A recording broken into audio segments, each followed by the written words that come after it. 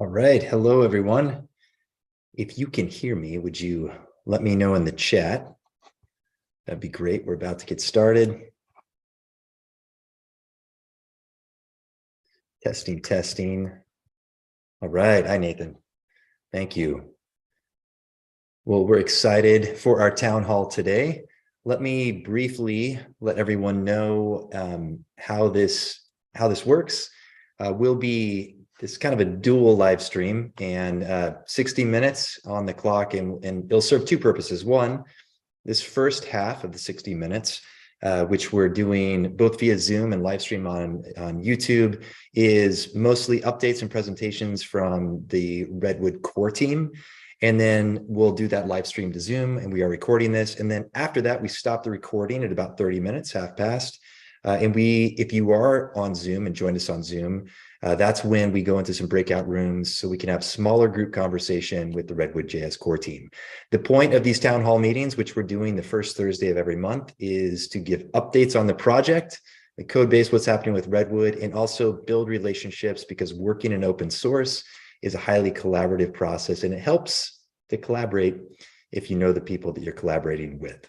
So that's what we'll be doing today. Again, if you're in Zoom and joining us, that is, please feel free to participate by chat, ask questions along the way. We are watching the, let me post this over here. We are watching the questions on YouTube as well, so we'll be replying to those. And lastly, if you're seeing this on YouTube and want to join us this time or next time on Zoom to participate in the breakout groups, what I've done is posted the link to our Luma Redwood Town Hall event page and registration. Register through there for the event series going throughout the year, and you could join us on Zoom next time. Does that sound good for now? Any other questions before we get going? All right, let me, oh, you know what? I post that. I think everybody already has that in the Zoom. Very good. We're going to start with Dom joining me up on stage. Dom, I'm going to unmute you. And let me see if I can make you a co-host here so you can just join and share your screen. Dom, you should be able to join by video now. Hey, there you are. Hey. And thanks for Coming joining me. okay? Yeah, you're coming through fine. Oh, you know what? Let me stop my screen share for you. There we go. And I'll let you take over. So Dom is a member of our Redwood JS core team. He's a lead. Dom is the reason why releases are getting shipped on such a frequent basis. And Dom, I think you've been helping us out for over 2 years now. It's really been a pleasure. And your story was like a lot of people getting involved in open source for the first time, which was not really knowing where you could help out, but starting with documentation. And for anyone, I mean, there's a lot of people behind the Redwood JS docs. But Dom, beyond Rob writing the tutorial, you were the first person I remember who really said, I really want to take some ownership here and help make documentation great at the very beginning of the project, and started filling in a lot of the missing pieces for documentation, which was amazing. And it's a great way to get started in open source. And to this day, people feel like the Redwood JS documentation is one of the reasons they were able to get up and running. So thank you again. And so glad to have you as a part of the core team.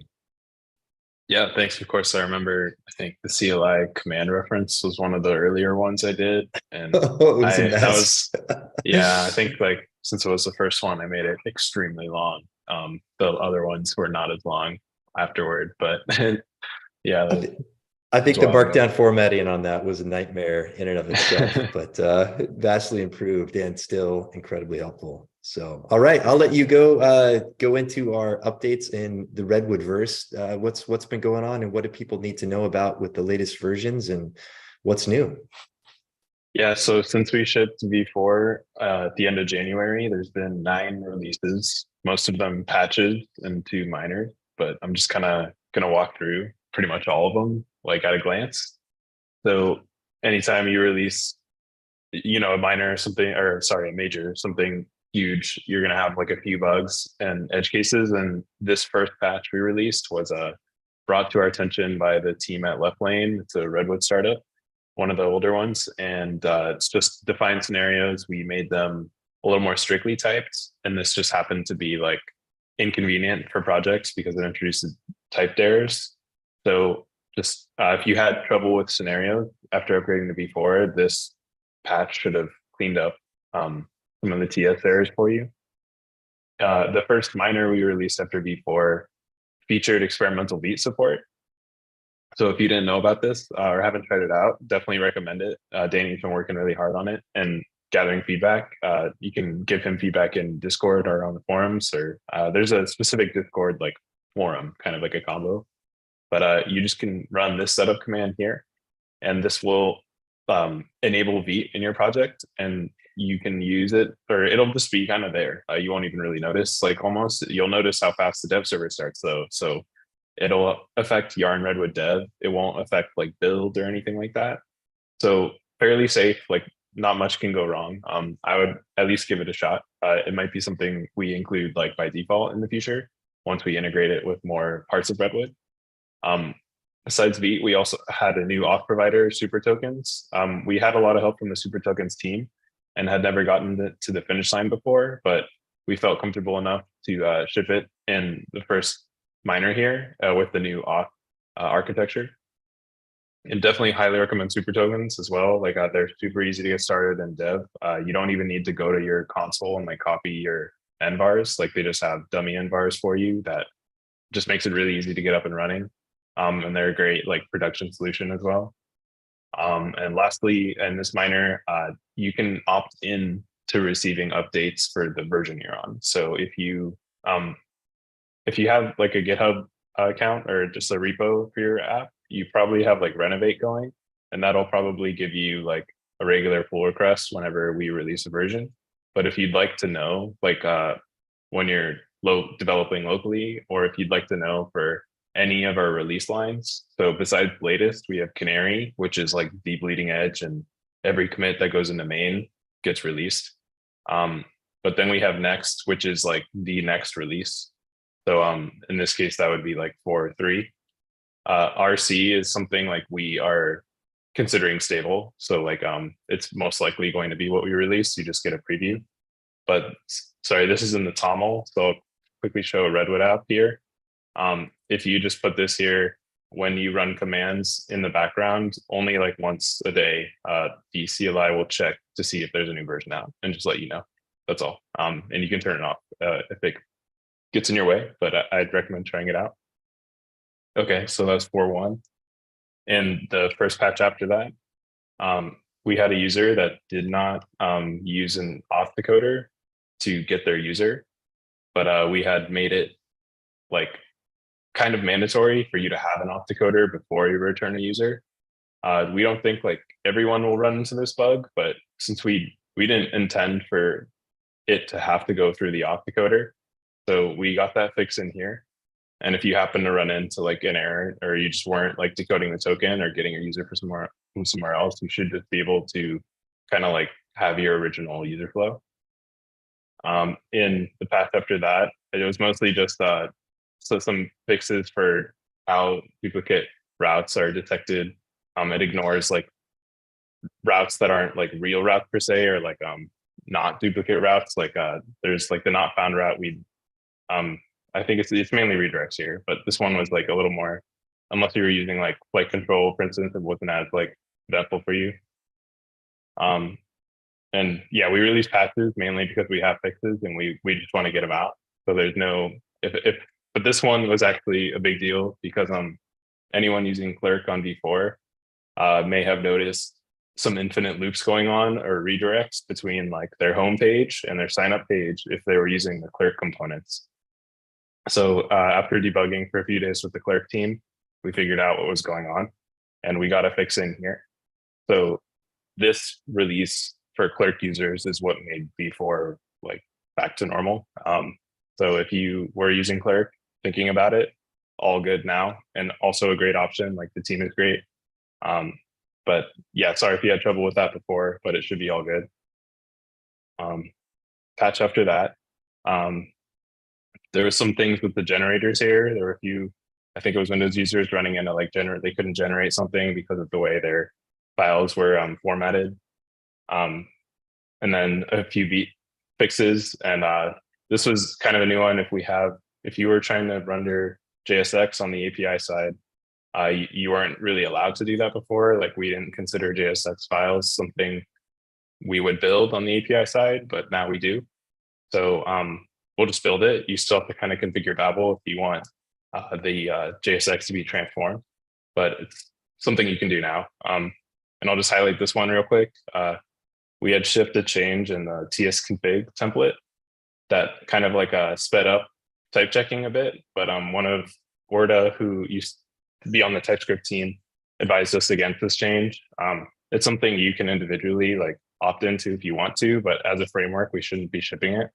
So if you happen to make an app on 4.1.4, which is like, yeah, in the span of a couple of days, you have this change to your TS config and you just might want to revert it. It's not going to break anything hard, I don't think, but just a recommendation. Okay, so this is the last minor we released so far. So another one for clerk users. This sounds maybe a little scary because it has the word security in it, but it's not. It was hard to word this one because we never want to have anything like worded lightly with security. But if you were here for like dbauth CVE, this is like nothing close to that. So, but let me just tell you what happens. When we generate like a template for auth, there's a get current user function, and this is returned to like the client. So whatever you return here goes back to the front end, and Clerk has a property you can set called private metadata. So this field isn't populated with any data by default. You have to put it there, but the Clerk docs kind of assure you that this is for the API side only and won't be returned to your front end. But our template was returning it, which is not just not a good practice. So shout out to Everfund who pointed this out. They helped us debug it, and we have a code mod here for you. So this isn't specific to V4, or I guess it is, but if you're on Clerk, you're going to want to make sure this function is different. If you're not using private metadata, it doesn't matter. But even if you aren't, I'd recommend just doing this in case you happen to in the future. So yeah, eventful couple of releases for Clerk users, but hopefully it'll settle down. This was like a 1 day, the GraphQL server just didn't work for various reasons. It's usually just like dependencies upgrade from underneath us, and there's nothing we can do but upgrade them or try to pin something. In this case, we just had to upgrade GraphQL Yoga, but everything should be back to normal now. And then we just released a patch yesterday, and this allows, so there was a specific use case where if there's a feature in generators now where if an error occurs, it'll undo everything it did, like not write the pages. And we didn't realize that force wasn't, it would still roll back even if you use force. And force kind of means like, I don't really care, like just do it, write the files. And then this one was for a startup that was trying to use two versions of two Clerk auth providers, and the auth decoder wasn't set up to handle like differentiating between them. Actually, I think that fix might still be a name. This one's a little, I think it's just a TypeScript change to allow you to pass an array of auth decoders, which you always could, but it made it seem like you couldn't with text. So yeah, that was a lot of information.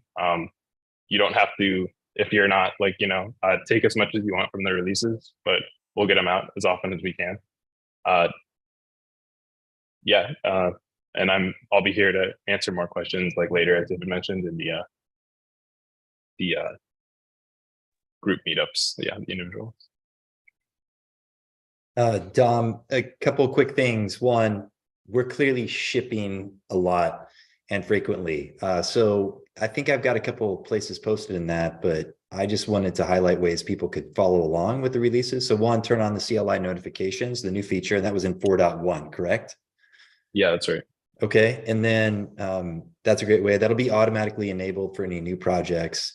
And then secondly, the forums and GitHub, and maybe share a link to I'll let you do that next, but share a link to our GitHub project. That's probably the best way to keep up with the latest developments in Redwood. Could you review again the releases that we published to NPM and which ones people might want to use? And also let's talk about the RCs, because there's ways people could help us with previews for releases that are upcoming.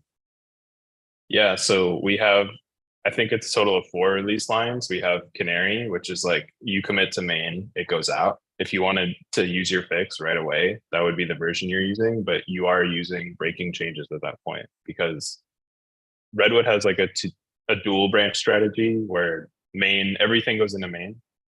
What isn't breaking goes into the next branch. And then from next, we cut releases, like real releases 4.1, 4.2. So you can follow main, basically, that would be Canary. You can follow next, which is also just called next. And then when an RC goes out, whenever we're like close to actually releasing. And then there's the real release itself. So I think 4 right there. But yeah, like latest is all you have to worry about if that's what you're interested in. I would say like if you want to try at some point, we will really plug like the V5 RC, for instance, and would love for everyone to try that. So it can be fun to put the RC in the version update notifications to get like notified when there's like something cool like that you could try out. But yeah, Canary is really like if you want to use React 18 right now, like you could. There's some bugs if you're using pre-render, so be warned. But there's nothing stopping you at the same time. Yeah, thank you. And especially when we have major versions come out and some upgrades, we want to make upgrade as smoothly as possible. We'll have a longer release candidate cycle for that. But it's really helpful if you can try out those release candidates, especially if they have features you're looking for. Give it a shot and then give us feedback on how it's working. And we normally post that in our forums. So Dom, if you would maybe share some links with people about that, the forums, where to go. And I want to share a link. I might have lost it here, but if you go to redwoodjs.com/community, that will list all the different ways you can get involved in this project, as well as get updates and find out what's happening, both events like this one and code releases that are coming up. We have a lot of cool things that'll be coming over the next 3 months. We have some experiments that are happening with SSR, which we're calling the Render Modes Project. Danny's leading that. A lot of people have been looking for a way to do background jobs, cron events in Redwood. We have a project coming out. We're partnering with a company called Ingest. We are going to be adding open telemetry both to the framework, and you can instrument your project in Redwood for tracing and events. And that is all going to be happening through a project that Josh Walker is doing. So look for an experiment coming up with that. And we have a lot more. I'm blanking on a few of them right now, but we have some exciting experiments coming. So the one I want to flip to now, Tobbe, let me make sure you've got permissions. I'm going to make you a co-host and see what happens there. Dom, we're going to lose you, but flipping over to Tobbe. Tobbe, if I want to make sure you can turn on your video and then join up on screen. There you are. Tobbe's been working on an experiment with WebSockets, which I'm very excited to demo. And I'll let you take it from here. We have at least 10 minutes. Feel free to go over, because this is a really cool project that you have going on and people can try this out right now. So Tobbe, also a member of our core team, lives in Sweden, and it's been a couple of years that you've been involved. We're really glad to have you. If you like the routes file and sets, well, and there's a lot of other things that Tobbe does, but Tobbe really was the instigator and impetus for making all of that happen, which added a lot of capability to the routes file early on. And Tobbe, it's just been a pleasure to have you on the core team. And I'm excited for you to show people what you're doing with Redwood in real time. Over to you, man. Thank you, David. Actually, I prepared a short video for this segment so that I don't screw up anything on the live stream. So let me see if I can share my screen. And the video is right here. Looks good. Actually, this is the video. So can you all still see my video? Hope so. There, and then we play. Looks good. I don't have your audio though. Don't have audio? Okay. No. How do I make sure the audio comes through, do you know? Yeah, you might not. Now, did you share the video? Did you use advanced sharing options? I did not. In Actually, Zoom? David, I sent the video to you on Slack, so if you can play it. Oh, I could give it a shot. Cool. I didn't download it yet. Try to do the advanced while I get it from you. try to do the advanced sharing option. Let me download it right now Yeah. and see if that goes.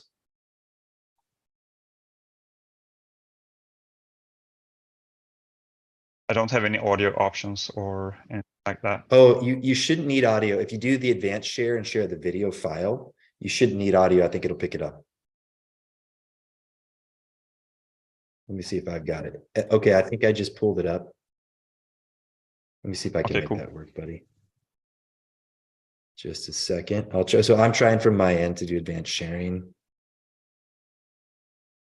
Oh, share sound. There you go. Maybe I can do it this way. Yeah, you go.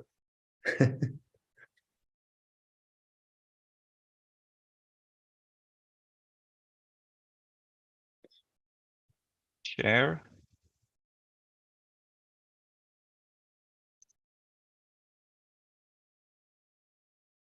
First, a word from our sponsors. You're good. I'm just kidding. We don't have sponsors. But this is YouTube, so I feel like I have to ask you to like and subscribe the video.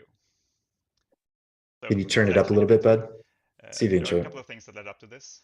I asked a bunch of my friends what kind of API they would build if they were to start a new company.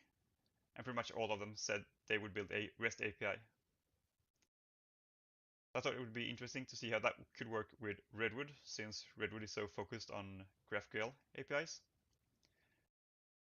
I also know that a bunch of people have asked about WebSockets and real-time support in Redwood. I built a real-time chat app using Redwood a couple of years ago, but then I used Superbase real-time capabilities. So I knew it could be done using third-party services, but I haven't heard about anyone doing it on their own using WebSockets. And apart from all this, I have a friend and I wanted to teach him a new card game. And it's difficult to teach someone a card game on just a video call. So I thought I would build a simple website or web app where we could play the game and I could teach him. So that would be the perfect opportunity for me to play around with both a REST API and WebSockets.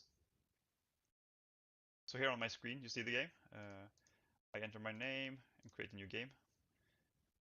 Get a unique game ID that my friend can use to join my game. And as you could see there, as soon as he joined, he showed up on my screen as well. So everything is synced. I can deal cards to us. And as soon as I deal a card, it shows up for all players. So everything I do here is initiated by a REST API call.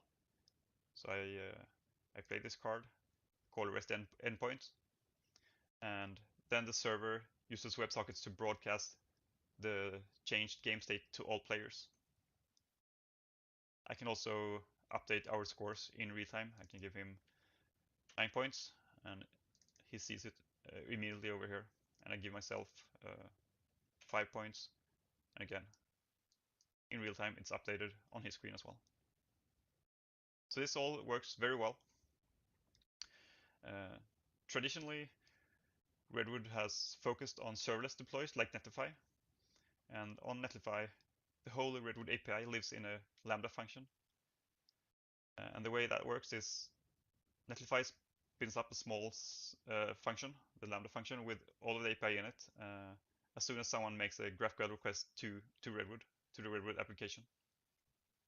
So the Redwood application sees the GraphQL request, builds a response, and sends it back to the client.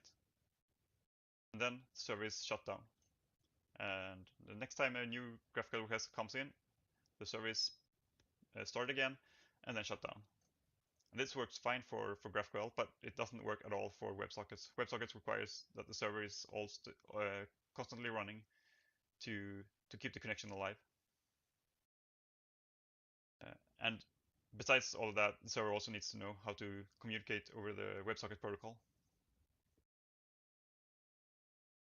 So I just started playing around on localhost because that was easy. I can control when my dev server starts and stops. So the only thing I had to figure out was how to make it understand the WebSocket protocol. So Redwood's dev server is built with Fastify, and Fastify is a web framework that is for Node.js that is inspired by Express and other web frameworks. And thankfully, they had a plugin for Fastify had a plugin for WebSockets support, so that was easy. I could just download it and configure it. So let's look at a little bit more closely on the WebSockets parts, and then we can do the REST API part some other time. And for that, I wanted to switch over to a simpler app. It's just some kind of basic scorekeeping thing where I enter my name and my score shows up. Someone else over here, his name and his score, and it's synced across. So now then when I update my score, it's synced in real time. And again, it's the same here. Shows up over here in real time. So let's actually look at some code. All Redwood projects, they come with a server config file, which is used to configure the Fastify dev server. As you can see here, I have registered the WebSocket plugin from Fastify. So I just used yarn add to install it and then register here in the config file. And then we also have to register a path or a URL for the WebSocket communication, and we need to tell it to use WebSockets for this path.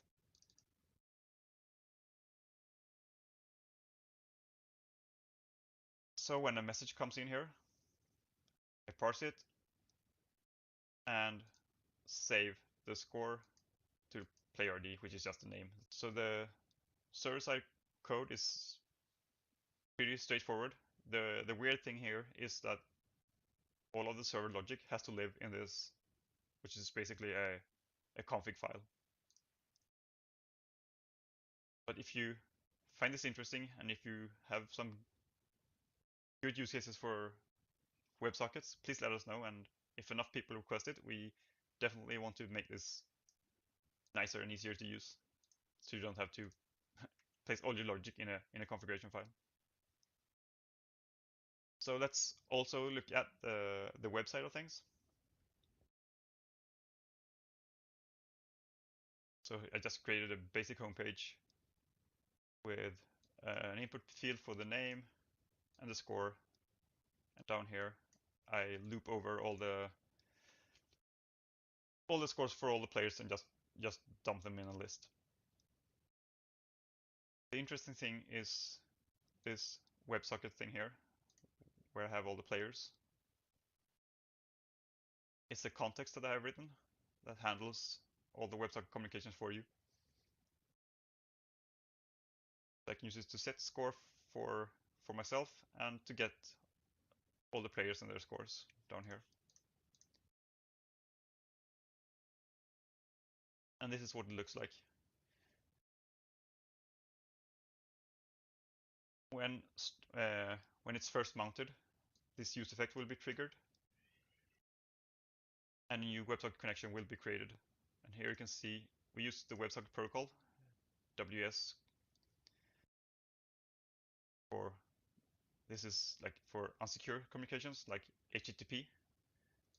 For secure communications like HTTPS, it would be WSS instead. But localhost is unsecure. And then over here we have that URL that I added to the configuration file before. And so this socket will now be listening. And as soon as you get a message, we dump it to the console. You can see down here, I have dumped the player score updates that I did before. And we will also actually set all the players. So it expects to get an object with all the players and their scores.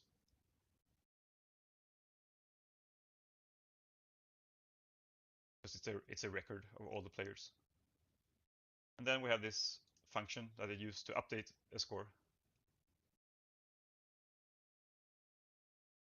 So here is for receiving updates from the server, and here is for sending messages to the server. So we send the player name and the player score. It will, here as a message, we parse it because you can only communicate with strings, not objects. So we have to parse the string and to make it an object, turn it into an object. We find the player with this name in the list of all the players that we keep up here, which is another reason the server needs to always be running. Otherwise, would lose all the players, since we just keep them in memory here. So it finds the player, update its score, and then it sends for all the connected clients. It will send the full list of all the players to each one of them.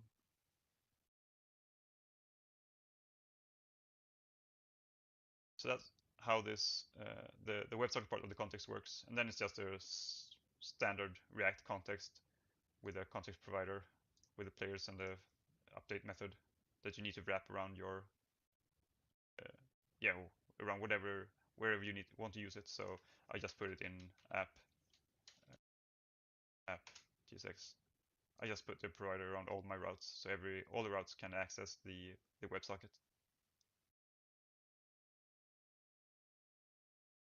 And that's it. It's for a small example of this, it's actually pretty easy. But what I also did to make it even easier for you to play around with is I created a setup command. And this setup command will do these updates to it will install the plugin, register it, also register a endpoint for WebSocket communications, and it will give you the context wrapped around your routes.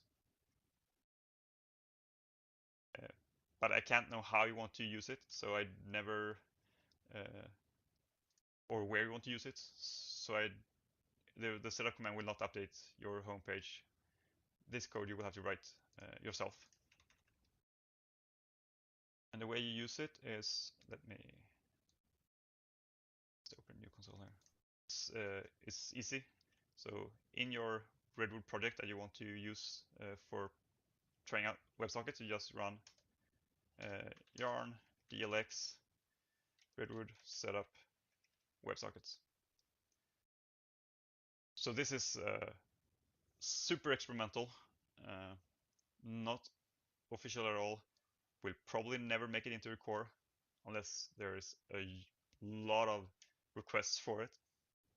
So that's why the setup command looks a little bit different compared to official or normal Redwood setup commands.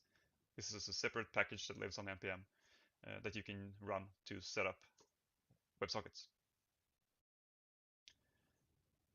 That's all for this video. Thanks for watching, and don't forget to punch that like button.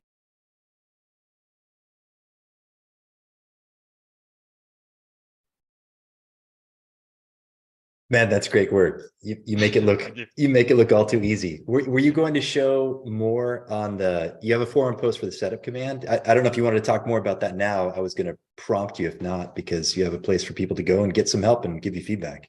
That's awesome, Tobbe.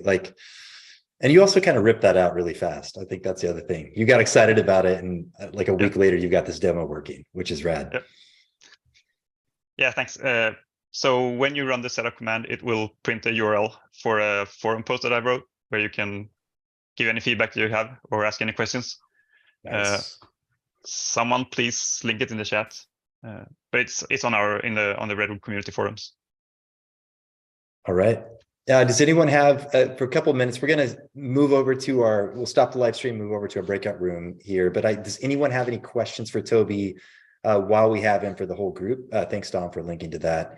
And one of the questions, Tobbe, that came in on the YouTube live stream was, they're new to GraphQL, and they were just wondering what the difference is with what you're doing and what you would want to do in the case of GraphQL. And I mentioned in the chat on YouTube that for GraphQL, which we use Yoga for GraphQL. Live queries would be the solution there, which is not fully baked into Redwood yet, but is possible. Can you tell them, just describe a little bit of the difference in what you did and what you do with Yoga GraphQL and live queries? Sure. Yeah. So for GraphQL, as you said, it's live queries or subscriptions, which is something that someone else will have to experiment with because it's not supported right now. So that's one of the reasons I went for WebSockets, because that's a old and proven technology. But you do have to run your one of the examples, the game example that I had, that's actually live deployed, but you do have to run your own server. I use bare metal deploy so I can configure my server. Yeah, awesome. And okay, so thank you. I wanted to point that out because you didn't name it when you're doing that, but the first demo you showed was deployed, so not local. And you figured out the infrastructure for that. I think a lot of people don't realize that WebSockets or anything real time isn't just code in your app, but there's also infrastructure required. Did you include that? And so that was the deployed version, which I was like, tell me more about that. And then I noticed you're doing it locally. But again, just to highlight, right? You've got the local dev figured out. You have the deployment figured out. Did you talk any about your deployment setup on which is non-trivial? Like it's painful. And I think that's one of the reasons why we've said, we don't solve this yet because, right, we don't manage hosting. But did you talk about that in your forum post, or would that be a good place for people to ask you more questions there? I did not.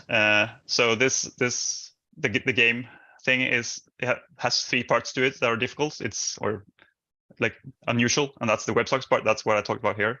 It's the REST API that I hope to explore more in the future. And then there's also the deployment option, the deployment part of it that I also haven't written anything about yet, but I want to, because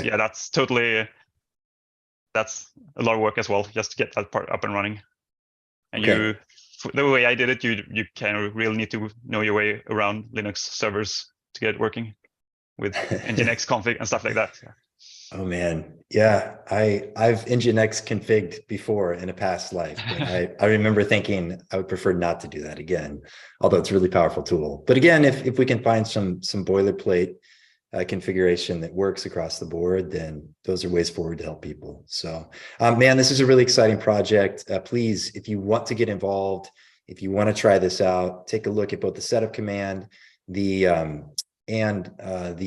know what, we need to get some links onto YouTube. I'll grab those and post those over into our YouTube channel right now. But please get involved in this project and help Tobbe out. And by the way, this is an open source contributors wanted project. So Tobbe doesn't have to do this alone. If you'd be excited to see baked in first class support for WebSockets as well, Tobbe's open to collaboration. I mean, that's how we looped you in the first place. And absolutely. I know, yeah, it's a joy to collaborate with you. So those would be the lucky few that choose to come alongside. That'd be great. All right, let me post those links over there. Tobbe, anything else before we turn off the live stream and flip over to some breakout rooms to talk about? Like anything you're excited about coming up in Redwood, as well as WebSockets? We have some React 18 and the router. We're currently struggling a little bit with getting the router working and prepared for React 18. But that's also some work that I really look forward to dig more into, because I love the router. Yeah, we're excited as well. And so that'll be coming in version 5, which we're hoping we have an RC for that sometime this month. You all have been doing a great job on getting that going. Very cool. All right, I think that's going to wrap up our live stream. Please